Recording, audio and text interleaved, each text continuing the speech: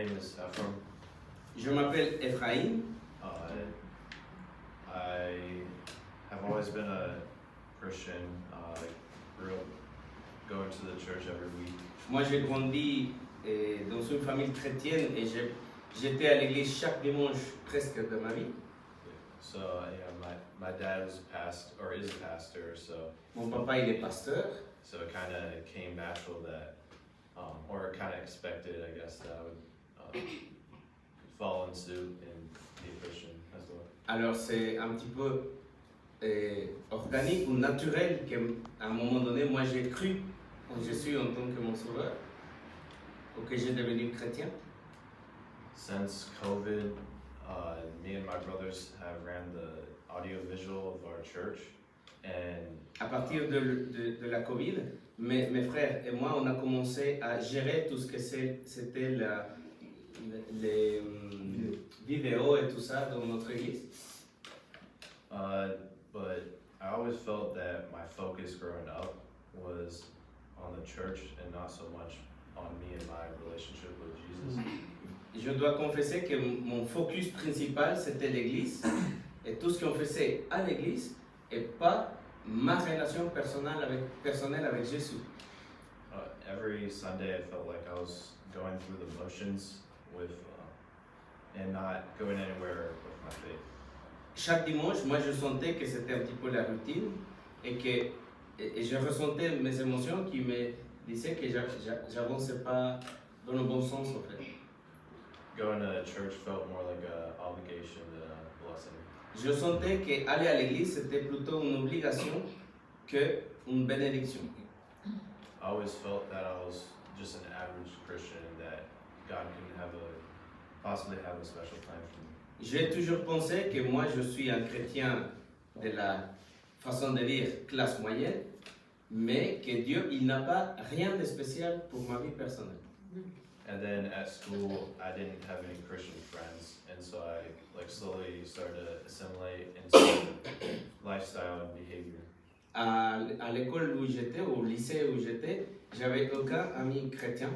Alors, after your Christian friends, what do you say, sorry? Assimilated into their lifestyle and behavior.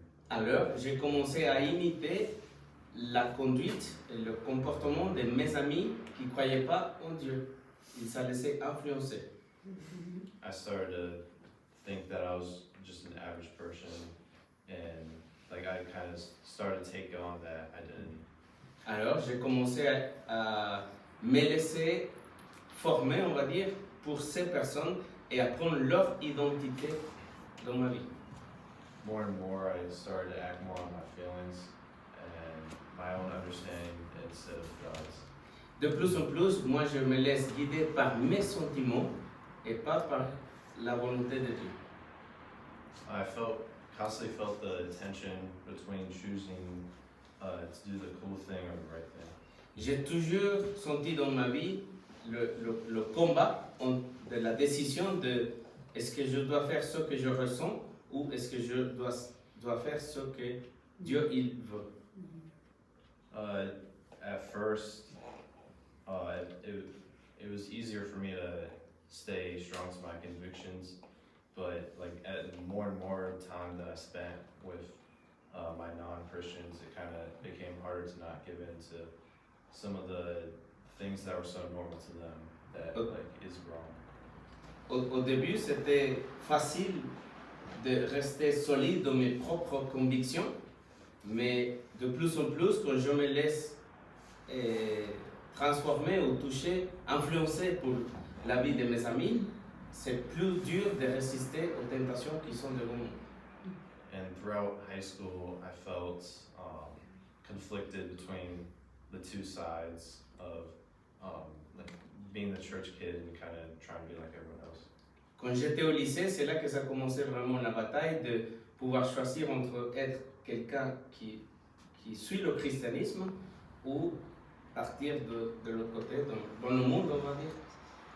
And the turning point for me was, there wasn't one specific event, but a combination of events that... Alors, il n'y a pas eu un événement spécifique dans ma vie, Mais il y a une combinaison de situations dans ma vie que je vais vous partager. The first one I would say, or big event, was last Christmas when we were all gathered and the cousins were having a conversation. La première, c'était lors de Noël de l'année dernière, 2024, quand on faisait le repas de Noël et mes cousins, primos, cousins ont commencé une conversation. And the oldest cousin talked about how her turning point in her faith was that she started reading the Bible more, and that kind of really strengthened her relationship with God. Et la première des choses, la cousine la plus grande, c'est elle qui a commencé à parler de comment sa lecture biblique et sa relation avec la parole de Dieu, ça avait été un brise-point, un point de rupture dans sa vie pour améliorer bien sûr sa relation avec Dieu. And that really struck me because at that point I had not really read my Bible at all. Like I'd done devotions but never actually like opened up my Bible and started reading. Et ça m'a brisé parce que moi, malgré qu'il a été à l'église, j'ai jamais lu la parole de Dieu de ma propre initiative. On a fait des cultes familiales ou des choses comme ça, mais de sa propre initiative, à jamais aller chercher l'écriture, la parole de Dieu. And so I got a Bible for Christmas and I started reading it as much as I could. Alors ils m'ont fait le cadeau, ils m'ont offert une Bible pour Noël et j'ai commencé à la lire tous les jours. And another, I guess, change of this year was I committed myself to bettering myself as much as possible this year as a mission statement. Et moi, je me suis alors engagé moi-même à dire, ça va être comme ma mission, le fait de marcher avec le Seigneur, c'est sa propre mission, mais c'est un engagement que lui seul il a pris. I decided I was no longer going to go with the flow and be average. J'ai décidé que je ne veux pas aller avec le mouvement de tout le monde. Je ne veux pas être comme toutes les personnes dans le monde. Il voudrait être différent. I broke free from the trap of needing to be good enough in the world's eyes. Can you repeat that, please? I broke free from the trap of needing to be good enough in the world's eyes. Je sais que j'ai cassé laissez-moi lire. J'ai cassé ce besoin que j'avais d'être bien reconnu devant les yeux du monde. And then the last main event that I would say that's really challenged my faith is I've had 2 interactions with Christians this year who came up to me to pray for me. Et la dernière circonstance qui m'a touché, c'est que je me suis mis en contact avec d'autres chrétiens différents. And these interactions really reaffirmed to me that God has a plan for me and that He wants me to do great things. Et avec ces 2 nouvelles amitiés que j'ai, Dieu il est en train de me montrer qu'il a quelque chose de spécifique pour moi. And so today I would say that my relationship with God is at its all-time high. All-time high. Alors aujourd'hui, je peux vous dire que ma relation avec le Seigneur, il est dans un niveau supérieur de ce qui était avant.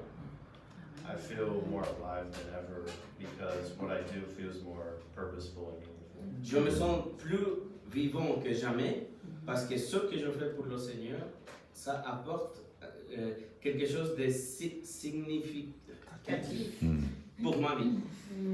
I don't feel obligated anymore to fit a certain mold that the world tells everyone that they need to.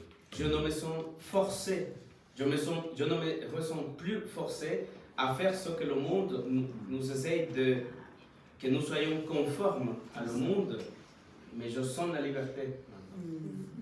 Today I'm more confident in myself and my abilities than I was ever before. Et je me sens plus confiant, j'ai la confiance en moi-même des choses que Dieu lui a données comme capacité et tout ce que Dieu lui a accordé aussi. And lastly, I now understand that my sin doesn't define who I am because my identity and worth is in Jesus. Et je sais aussi que les péchés que j'ai commis, ils donnent pas la définition de qui je suis. Mon identité, elle est basée en ce que Dieu il pense de moi et Christ en